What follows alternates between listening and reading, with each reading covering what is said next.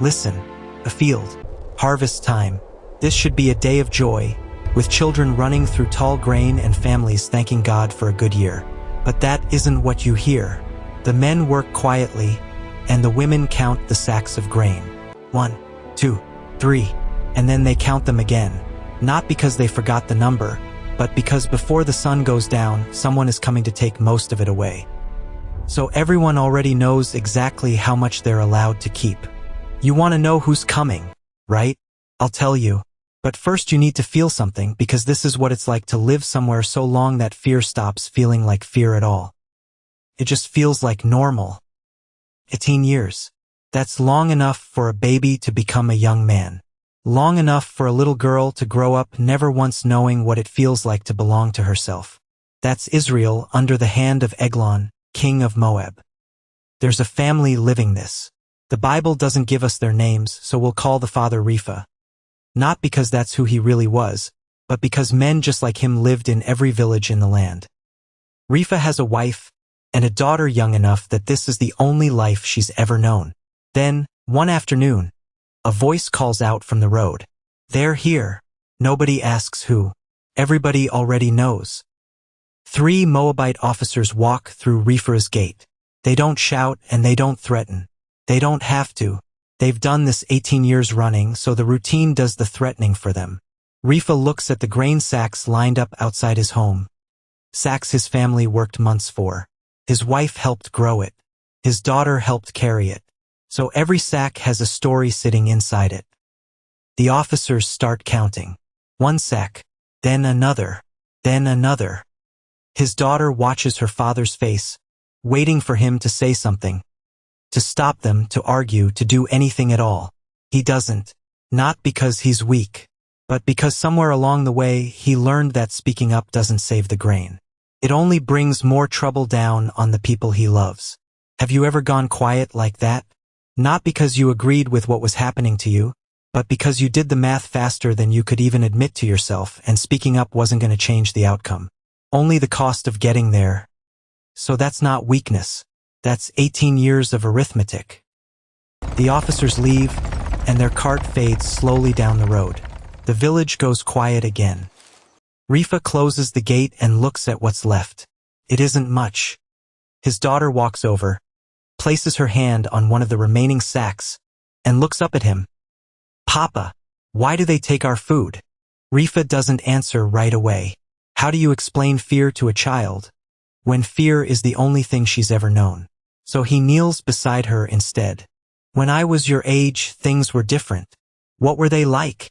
He smiles just for a second. We planted, we harvested, and we thanked God for it. No one came to take it. She's quiet for a moment. Then she looks down the road, toward where the officers disappeared. And she asks the question sitting underneath everything else. Will they always rule over us? Rifa looks out at the fields moving in the wind. He's asked God the same question more times than he can count. No, he finally says. Her face lifts. Really? I don't know when. I don't know how. He pauses. But I believe God hasn't forgotten us. She nods because she wants to believe him. So does he.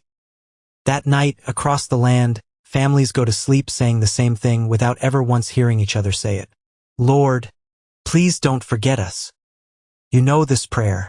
Maybe not these exact words, but the version you whispered when things had gone on too long, and you were starting to wonder if anyone was listening at all. Every year, Israel's men load a caravan and carry tribute straight into Moab: grain, oil, silver, whatever the king demands that season. After 18 years, nobody needs instructions anymore. The donkeys get loaded, the ropes get tied, and the line starts moving. Among the men is someone you'd probably never notice. He isn't leading.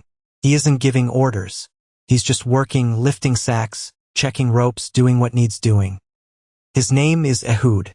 Someone hands him a sack, and he catches it with his left hand.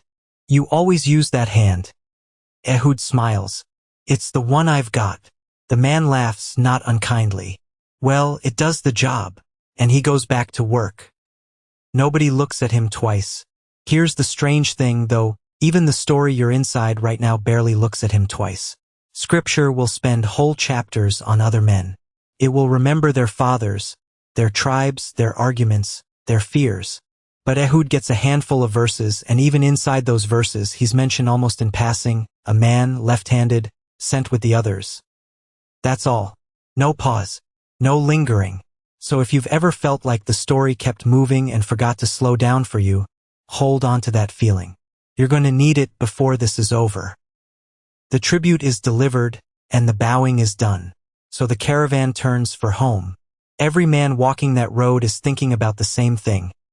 A warm meal, a familiar bed, the faces waiting for him. But nobody notices when one man slows down. Ehud stops walking. The others keep going, one step ahead, then 10, until he's watching their backs get smaller down the road. He stands there. In front of him is the way home. Behind him, the city of Moab sits quiet at his back. He thinks about his people. The empty grain stores, the fathers who go silent at their own gates, the daughters who ask questions their fathers can't fully answer. He closes his eyes. Then he opens them again. And without a word to anyone, he turns.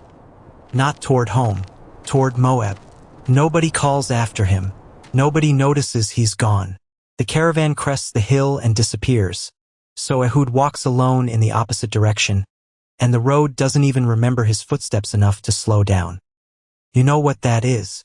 Making a decision like that quietly, with nobody watching, and nobody to talk you out of it, and no one who would understand yet, even if you tried to explain it to them. Days later, the caravan reaches the village, and families run out to meet it. Rifa stands at the edge, counting faces as they come up the road. He counts once. Then he counts again. Something's missing. He turns to the man beside him. Where's Ehud? The man looks around, and his smile fades. I don't know. Another man speaks up. I thought he was behind us. He wasn't. Ehud didn't come home. Nobody in the village knows where he is. Not his friends. Not his family. But somewhere inside the city of Moab, one ordinary man, the one nobody looked at twice, the one even scripture rushes past, is walking toward something that's about to change everything. History is about to be written by a man history almost forgot to name. Next time, Ehud asks the king for a private meeting. A meeting no one thinks twice about, until one sentence changes everything. Don't miss the next chapter. Subscribe and continue the journey.